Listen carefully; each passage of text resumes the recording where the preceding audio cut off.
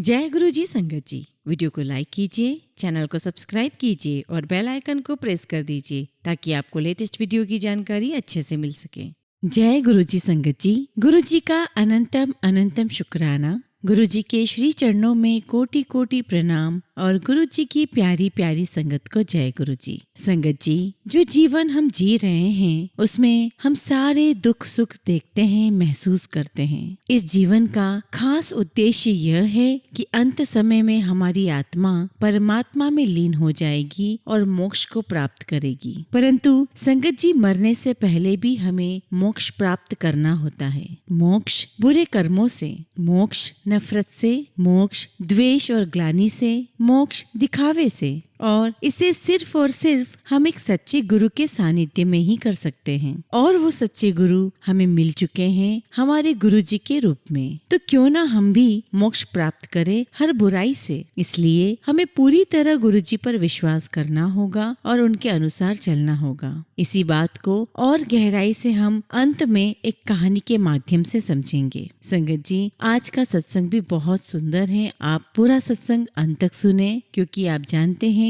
सत्संग के हर शब्द में ब्लेसिंग्स होती हैं। हम सत्संग शुरू करें उससे पहले आप सभी से निवेदन है कि आप सभी अपने सत्संग सुंदर लिखावट में, हिंदी में, ईमेल पर और व्हाट्सएप पर हमें सेंड कर सकते हैं। और आप चाहें तो ईमेल पर टाइप भी कर सकते हैं और व्हाट्सएप पर भी टाइप करके सेंड कर सकते हैं। तो चलिए संगत जी, हम सत्संग शुरू करते हैं। आज का पहला सत्संग हम सोनू अंकल का सुनेंगे। गुरुजी के तरीके और माध्यम अद्भुत होते हैं। हालांकि मेरा महरौली गुड़गांव सड़क पर नियमित रूप से आना जाना होता था। मैं एम्पायर स्टेट में गुरुजी के मंदिर के बारे में नहीं जानता था। 14 फरवरी 2006 को जब मैं अपने एक दोस्त की दुकान पर था तो एक व्यक्ति ने, जिसको मैं शक्ल से पहचानता था पर उसका नाम नहीं जानता था, आकर मुझसे पूछा कि क्या उस शाम को महरौली जाने के लिए मेरे पास समय था। क्योंकि उस शाम मुझे और कोई काम नहीं था, महरौली जाने के लिए मैंने हाँ कर दी। रास्ते में मुझे पता चला कि उस शाम उन भक्तों को मंदिर ले जाने के लिए कोई ड्राइवर नहीं मिला था, इसलिए मुझे ये अवसर प्राप्त हुआ। जब हम मंदिर पहुंचे तो मैंने मेन गेट के बाहर ही रहने का निश्चय किया और अंदर सत्संग में नहीं गया। भक्तों ने मुझे बताया कि रात को करीब 9:30 बजे लंगर परोसा जाएगा और मुझे गुरुजी का आशीर्वाद लेने के लिए अंदर आना चाहिए।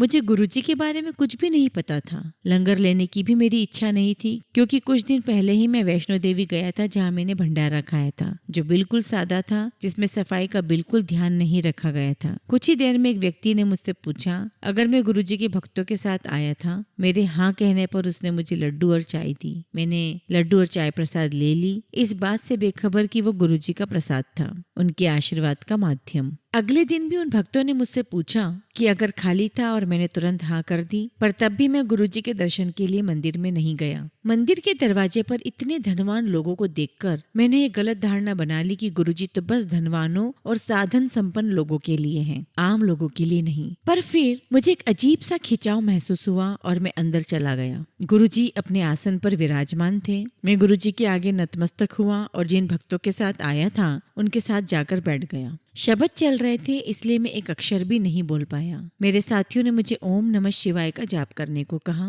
पर कब तक। मैं बैठे बैठे थक गया और लंगर का इंतजार करने लगा। एक थाली से 4 लोगों का मिलकर खाना मुझे थोड़ा अजीब लग रहा था, पर लंगर स्वादिष्ट था। मेरे सारे पूर्व अनुमान गलत थे। गुरुजी का दरबार अलग है।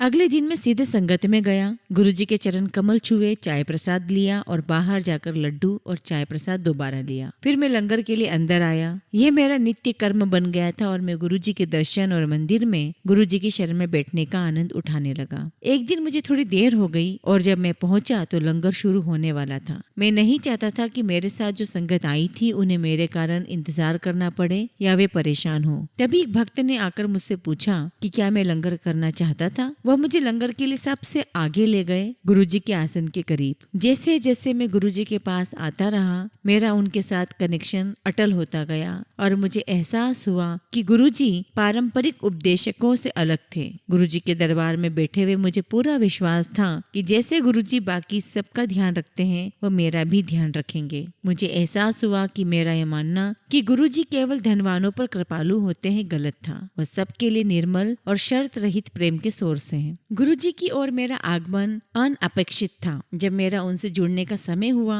तो घटनाएं अपने आप मुझे उनकी ओर ले गई। हालांकि वो घटनाएं दिखने में अजीब और संयोगात्मक लगती हैं, गुरुजी ने बहुत बारीकी से पूरे क्रम का नियोजन किया। अपना दृष्टिकोण समझाने का मैं एक छोटा सा उदाहरण देता हूँ। मेरा दोस्त और मैं मंदिर जा रहे थे। हमारी गाड़ी के आगे स्कूटर पर एक व्यक्ति था, जिसके कारण हमें देर हो रही थी। हम मंदिर पहुंचने के लिए उत्सुक थे, इसलिए मैंने उस स्कूटर वाले को चिढ़कर हमें रास्ता देने को कहा। वह शनि मंदिर का रास्ता ढूंढ रहा था, जो बड़े मंदिर के रास्ते में पड़ता है। हमने उसे हमारे पीछे पीछे आने को कहा। शनि मंदिर के मोड़ पर पहुंचकर हमने उसे इशारा किया, पर तभी मेरे दोस्त ने उससे कहा कि अगर वह शिवलोक आना चाहता है तो हमारे पीछे पीछे आए। हैरानी की बात है कि वह हमारे पीछे पीछे चल पड़ा। अगले दिन वह अपने पूरे परिवार के साथ मंदिर आया। आज वह गुरुजी का भक्त है। इसी तरह कानपुर में मेरा एक दोस्त है जो कुछ दिनों के लिए दिल्ली आया हुआ था। वह गुरुजी के दरबार हमारे साथ चला और अब जब भी दिल्ली आता है तो मंदिर अवश्य जाता है। वहीं मेरे दिल्ली में बहुत दोस्त हैं जिन्होंने मुझसे गुरुजी के बारे में सुना है, पर कभी गुरुजी के दरबार नहीं आए। ये बात स्पष्ट है कि गुरुजी स्वयं चुनते हैं कि कौन उनकी शरण में आ सकता है। गुरुजी के पास आने के बाद मैं उनके आशीर्वाद का आनंद उठा रहा हूँ। उनकी कृपा केवल उन्हीं लोगों तक सीमित नहीं होती जो उनके सीधे संपर्क में होते हैं। मुझे इस बात की अनुभूति तब हुई जब एक दिन मैं बस में अपनी पड़ोस की बेटी से मिला। मैं उसे बचपन से जानता था और मैंने उससे पूछा कि वो कौन सी कक्षा में पढ़ रही थी। उसने जवाब दिया कि उसने एक पॉलिटेक्निक कॉलेज में दाखिले के लिए आवेदन दिया हुआ था। मैंने गुरुजी से प्रार्थना की कि वह उस लड़की पर कृपा करे और मैंने उसे कहा कि अब वो अपने दाखिले के बारे में निश्चिंत हो जाए। मैं कुछ दिनों बाद फिर उससे मिला और वो बहुत खुश थी। उसका वेटिंग लिस्ट में पहला नाम था। जब बिना किसी स्पष्टीकरण के एक अन्य छात्रा ने अपना नाम वापस ले लिया और वहां दाखिला नहीं लिया, तब गुरुजी की कृपा से मेरे पड़ोस की बेटी को दाखिला मिल गया। जय गुरुजी। गुरुजी ने मुझे अपने दर्शन का आशीर्वाद दिया। सपने में मैंने गुरुजी को दिल्ली में केशवपुरम मार्केट में देखा। मैं हैरान हुआ और मैंने गुरुजी से वहां आने का कारण पूछा। गुरुजी बोले कि वो ऐसे ही आए थे, कोई विशेष कारण नहीं था। मैंने गुरुजी से पूछा कि क्या मैं उनके लिए कुछ खाने के लिए लेकर आऊं। गुरुजी ने मना कर दिया, परंतु मेरे दबाव डालने पर केले खाने के लिए मान गए। मैंने पूरे मार्केट में ढूंढा पर मुझे कहीं केले नहीं मिले। जब मैं वापस उस जगह पहुंचा जहां मुझे गुरुजी मिले थे तो वे वहां पर नहीं थे। मैं अपने घर वापस गया और घंटी बजाई। जब मेरी माँ ने दरवाजा खोला तो मैं हैरान हो गया यह देखकर कि गुरुजी मेरी माँ के पीछे खड़े थे। मैं पुकार उठा, गुरुजी आप यहाँ? और मैं आपको वहाँ मार्केट में ढूंढ रहा था। गुरुजी बोले, कोई गल नहीं, आजा बेजा आए थे। उसी समय मेरी नींद खुल गई और गुरुजी के दर्शन समाप्त हो गए। अगले दिन मेरी माँ बीमार पड़ गई और उसे चक्कर भी आ रहे थे। मैं रसोई घर में गया तो देखा वहाँ एक केला रखा हुआ था। मैंने माँ को खाने के लिए दिया, यह कहते हुए कि इससे उनके चक्कर बंद हो जाएंगे। इस केले का संबंध पिछली रात गुरुजी के दर्शन से था। मैं ये समझ गया था। जब मैं शाम को घर वापस आया तो हैरान हुआ यह जानकर कि सुबह को केला खाते ही माँ की हालत में सुधार आ गया था। अपने भक्तों को आशीर्वाद देने के लिए गुरुजी के तरीके अनोखे होते हैं और केवल गुरुजी ही हैं जो सब कुछ कर सकते हैं। संगत जी, जब मैं मंदिर आता था तो अक्सर गुरुजी को उनके भक्तों को यह आशीर्वाद देते हुए सुनता, कल्याण हो गया। मुझे इंतजार था कि मुझे भी इन शब्दों का आशीर्वाद प्राप्त हो। एक बार गुरुजी ने मुझे दर्शन दिए। वह अपने आसन पर बैठे हुए थे और मैं उनके पास ही लंगर कर रहा था। गुरुजी ने मुझे इशारे से अपने पास बुलाया। जब मैं उनके आगे नतमस्तक हुआ तो उन्होंने मुझे पीछे बैठने को कहा। मैं उनके कहे अनुसार ही कर रहा था कि गुरुजी ने मुझे फिर से बुलाया और बोले, जा तेरा भी कल्याण किता। मैं बहुत खुश हुआ। यह कितनी आश्चर्यजनक बात है कि आपके मन में जो भी बात चल रही हो, छोटी या बड़ी, गुरुजी जानते हैं और उसका जवाब देते हैं।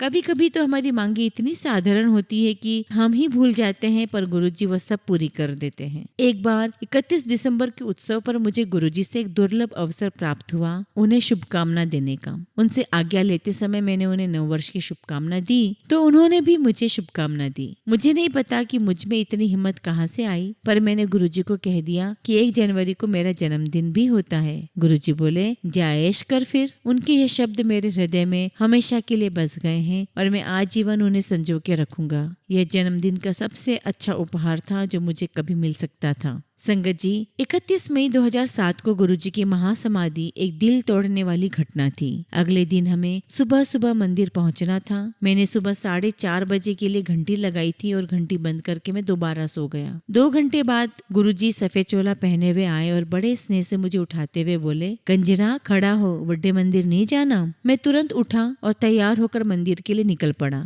यह दिल को इतना छू लेने वाली अनुभूति थी कि गुरुजी स्वयं आए और मुझे बड़े मंदिर जाने के लिए कहा।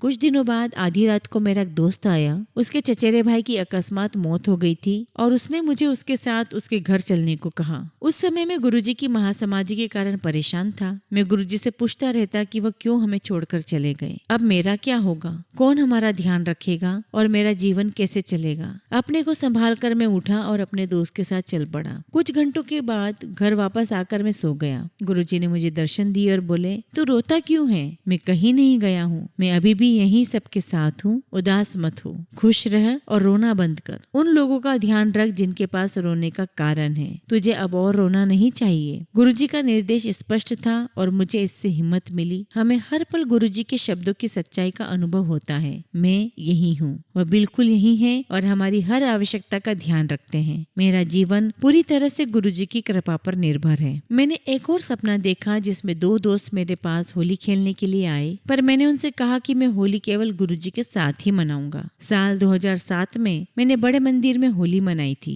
साल 2008 में कोई उत्सव नहीं हुआ था, पर फिर भी क्योंकि वह एक विशेष दिन था, मैंने वो पूरे दिन बड़े मंदिर में गुरुजी के साथ बिताया। गुरुजी हम सबके साथ हैं और सारी संगत उनके आशीर्वाद और प्रेम का आनंद उठा सकती है। गुरुजी हमारे साथ ही हैं और सदैव रहेंगे। मेरे सपने में मैं अपने दोस्तों को छोड़कर गुरुजी को ढूंढने आगे निकला। जब मैं गुरुजी से मिला और उनके आगे नतमस्तक हुआ तो प्रेम और स्नेह से रोने लगा। गुरुजी ने मुझे बैठने को कहा। ऐसा लग रहा था जैसे कि मैं किसी गांव में था। जैसे ही मैं बैठा मेरे दोस्त भी आ गए और गुरुजी के आगे नतमस्तक हुए। फिर उन्होंने गुरुजी को रंग लगाया और हैप्पी होली कहा। गुरुजी ने भी उन्हें होली की बधाई दी। मुझे बुलाकर रंग लगाया और हैप्पी होली बोले। मैंने भी उन्हें होली की बधाई दी और गुरुजी के चरण कमलों में रोने लगा। ऐसा लग रहा था कि मानो वियोग के इतने साल का अंत हो गया हो। ईश्वर के साथ होली खेलने में कितना आनंद था। मैं गुरुजी के आसन के पास बैठ गया। सामने एक चारपाई रखी हुई थी जिसके नीचे गुरुजी की चरण पादुका थी। वो चरण पादुका साफ नहीं थी, इसलिए मैंने गुरुजी से पूछा कि क्या मैं उन्हें साफ कर दूं? पर गुरुजी बोले कि वे अपने आप ही साफ हो जाएगी। पानी की एक धारा आएगी और उन्हें साफ कर देगी। बाद में मुझे समझ आया कि हमारे बुरे कर्म वो मेल थे और केवल गुरुजी ही उसे साफ कर सकते थे। फिर सपने में मैंने देखा कि मैं रसोई घर में लंगर कर रहा था जब मेरी माँ ने आकर कहा कि गुरुजी जा रहे थे और मुझे जाकर उनसे आज्ञा लेनी चाहिए। मैं उनके आगे नतमस्तक हुआ और मैंने उनके चरण पकड़ लिए। गुरुजी ने मुझे जाने को कहा, पर क्योंकि मैं वहाँ से हिल नहीं पा रहा था, गुरुजी बोले चल 6 तारीख नू आ जाई। मेरी खुशी की कोई सीमा नहीं रही थी। जब मैं उठा तो मैंने कैलेंडर देखा। वह 6 अप्रैल 2008 का दिन था, महीने का पहला रविवार। तब दिल्ली में महीने के पहले रविवार को ही संगत हुआ करती थी, पर मुझे पता चला कि डुगरी में महीने के पहले रविवार को संगत होती है। मैं सत्संग के लिए डुगरी गया। डुगरी का सत्संग एक बहुत ही अद्भुत अनुभव था। मैं सोचता ही रह गया कि कैसे सपने में गुरुजी ने मुझे एक गांव जैसी जगह का दर्शन कराया था और यहाँ मैं डुगरी में बैठा सत्संग का आनंद उठा रहा था। हमारे पड़ोस में एक पंजाबी परिवार आया था। गाड़ी साफ करते समय मैंने गुरुजी के दरबार में जो शब्द चलते हैं वो चलाए हुए थे। मैंने आवाज बढ़ा दी इस आशा से कि उस पंजाबी परिवार का उन शब्द पर ध्यान जाए और हो सकता है कि वो गुरुजी की संगत में जुड़ना चाहे, पर उनकी ओर से कोई प्रतिक्रिया नहीं हुई। मैं थोड़ा निराश हुआ, पर मैंने सब गुरुजी पर छोड़ दिया। फिर जैसे ही मैंने गाड़ी के अंदर झांका तो देखा कि गुरुजी बैठे हुए थे। मैं उनके पास जाने लगा तो वे अदृश्य हो गए। गुरुजी की महासमाधि के बाद मुझे उनके ये दर्शन हुए थे। गुरुजी पर्याप्त प्रमाण देते हैं कि वह सदैव हमारे साथ है। यह गुरुजी का आशीर्वाद ही है कि मैं अपने जीवन में आगे बढ़ पा रहा हूँ। जय गुरुजी, शुक्राना गुरुजी।